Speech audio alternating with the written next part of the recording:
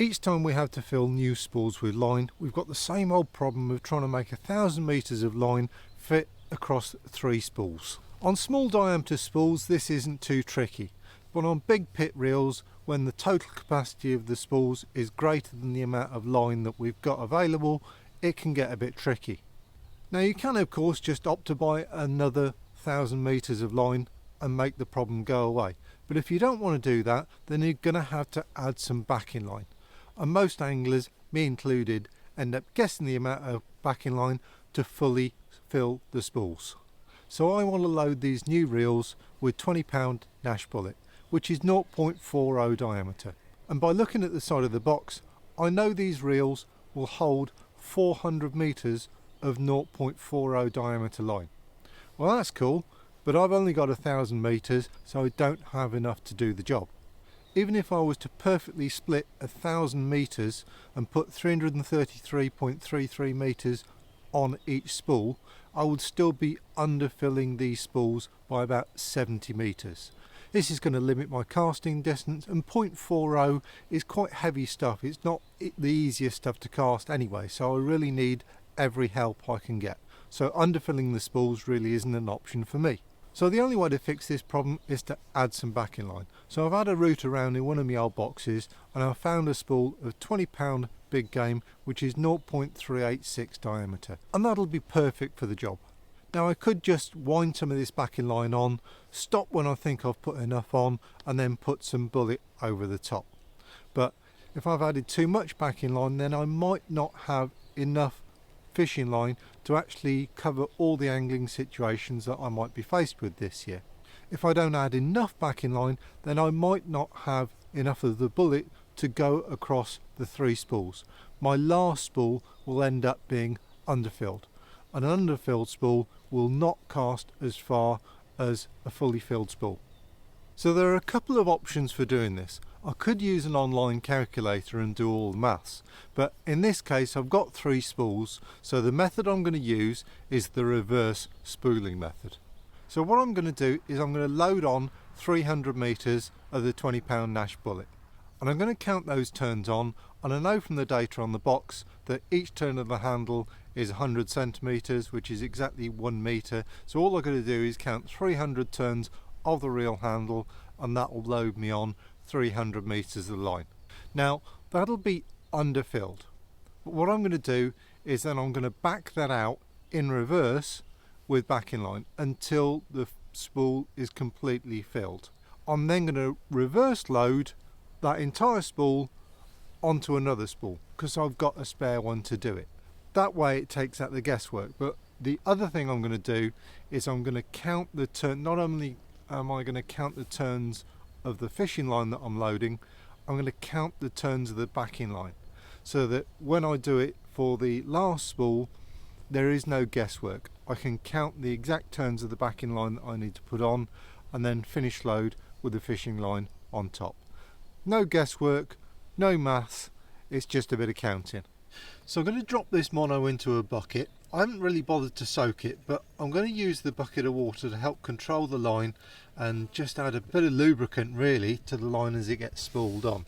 If you just drop it randomly into the bucket, it's going to spin around all over the place. So what I'm going to do is I've just put enough water in to, it's not quite halfway up the spool, and if I drop it in a corner there, so that when the line's being pulled off like that, it wants to spin into that corner, it helps control the line. And as long as you don't have too much water in the bucket, it's less likely for this spool to tip over. This is the problem with these kind of tall thin spools like this, is that they're always going to want to flip, and if they do that and if you spool the line like that, it's going to come off all twisted.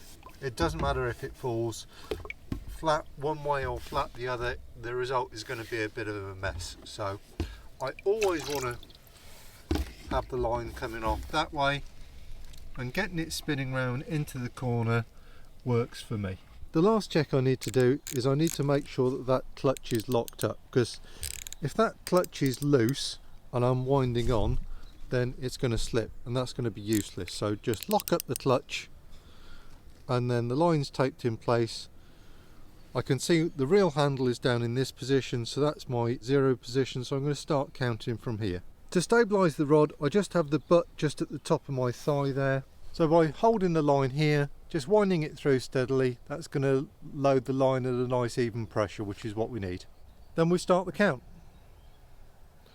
1, 2, 3, I can see the spool spinning. 4, 5, 6, 7, 8, 9, 97, 98, 99, 200. 1, 2, 97, 98, 99, 300. I'm immediately going to put that in a clip so that we can't cock it up. So, how did we do? Well, this is what 300 meters of 0.40 looks like on an LR8000, and you can see that we have got a way to go to fill that spool. That is going to take a considerable amount of line. I think 150 meters, maybe 200 meters to fully back that out of 0.3869. So yeah, going to need quite a bit of backing line in order to fill that out, but I'm quite happy with the line lay. It looks fairly smooth. It's going to be a forward taper, but I'm okay with that. That's cut, that's ready for joining onto some backing line, and then we'll max it out and then reverse load it off. So for backing line, you can use pretty much whatever you want, thick, thin, whatever you've got to hand. I've had a route around in my box and I found an old spool of 20-pound big game, which is 0.386 diameter. It's a fairly new spool, so I've got loads, you know, total capacity 900 yards, 822 meters. So I've got loads of backing line and certainly enough to do these 3 spools that I've got here. To join these 2 lines, I'm just going to do the back-to-back uni knot, back-to-back Grenner knot. 5 turns each side, be plenty. 1, 2, 3, 4, 5. 1, 2, 3, 4, 5. So this knot is not going to come under any load, so I'm not going to, you know, get a couple of pullers and or a leather glove or a bank stick or any of the other tricks that I use. I'm literally just going to wet that down, slow pull. Hopefully those will go down fairly neatly. Tweak the tag, lose those tag ends. Lovely. Oops, spot the mistake. So when I'd done this, I forgot to tuck the line back under the bail arm, but it's alright, this is fixable. I do this every other time I do it, to be honest. It's not exactly news to me, so all I do is take the spool off, open the bail arm, stick the spool back on, close the bail arm, and as if by magic the line's back under the bail arm where I need it to be. So again, to help load this on neatly, I'm just going to plop this spool in the water. So as soon as that knot comes onto the spool there, I note the handle position and I'm going to start counting turns of backing line from here. This way I'll know exactly how much backing line I need in order to fully back out this spool. This takes the guesswork away when I run out of spare spools. You know, you've got 3 new reels, you've got 3 spools, you haven't got spare spools. You need to count the fishing line and then the backing line. Otherwise you're going to be in a guessing situation at the end. Okay, let's go. 1, 2, 3, 4, 5, 6, 7, 8, 9, 10, 50, 51, 52. Yeah, so after 200 we're there. Can still go a bit more. 42, 43, 44.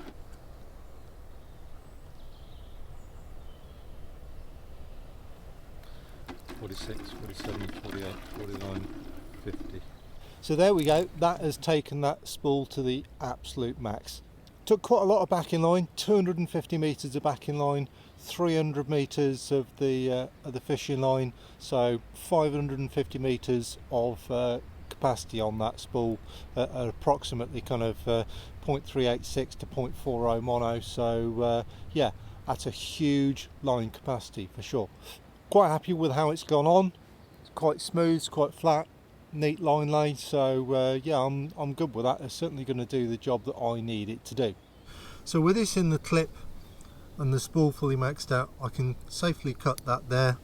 Right, the next thing I need to do is I'm going to take this spool off this reel.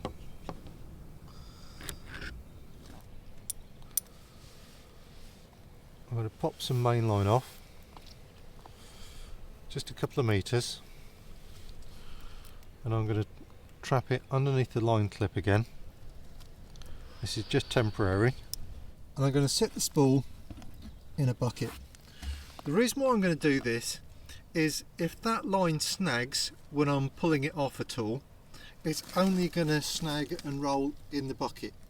If I do this on a table, on the floor, it can roll around everywhere and damage the spool really easily. So nothing bad can happen to that spool in a bucket. That's why I plop the spool in a dry bucket. Well, it's not exactly a dry bucket now, is it? But you get the idea. Now all I need to do is get an empty spool, screw this in place, and then this time I'm going to remember to tuck underneath the bail arm, pin the line in place. Again, I'm going to secure it with a little bit of tape. That'll do. All I have to do is ping that out the clip, stand the spool up like that, and with a bit of luck that's going to come off there nice and neatly. Just to make sure that this line doesn't kind of spring off in some kind of awful bird's nest, because it's kind of dry and fresh and new, I'm literally just going to take the spool, pour some water over the line, and with a bit of luck that's going to stop us getting in an awful mess. The good news is that I'm done with the counting for this spool. I can simply wind the whole lot on and it should come out perfectly filled to the max. When I do the reverse load, I'm going to put a little bit more tension on my right fingers here, because I really need this second load to be, to be perfect, because that's what we're going to be fishing with at the end of the day.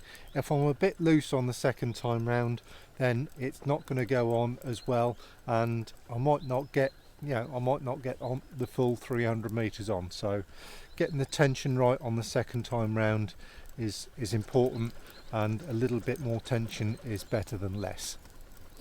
The little last minute addition of water to that spool also helps my fingers stop being burnt, so I can wind at a nice steady pace. A little bit of water just stops my fingers singeing. So there we go, that's the backing line fully loaded, and we're now onto the fishing line. That's loading really nice line lay. There we go, we're done. Pop that in the clip to secure it. There we go, one perfectly loaded spool to the max. So there we go, we've got one spool done. Little bit of work, little bit of effort, but it's perfectly filled, and we know exactly how much backing line it required in order to max out that spool. And we also know that we've got enough of the main fishing line. We're trying to squeeze 1,000 meters of line between 3 spools, and it's really easy to get it wrong, guess wrong, and then you have to go out to the shops and buy another spool, which everyone hates, right? Once we've done that, we've still got the problem of filling 2 more spools, but the good news is we've got all the information that we need to do that. So for the next 2, we can fill 250 meters of the big game backing line and then put the 300 meters of bullet on top. Yes, we've got to count it all on again, but we don't have to do the reverse loading. We've done it once, job done, we've got the information we need, and then we can just load them in the normal backing line, fishing line manner.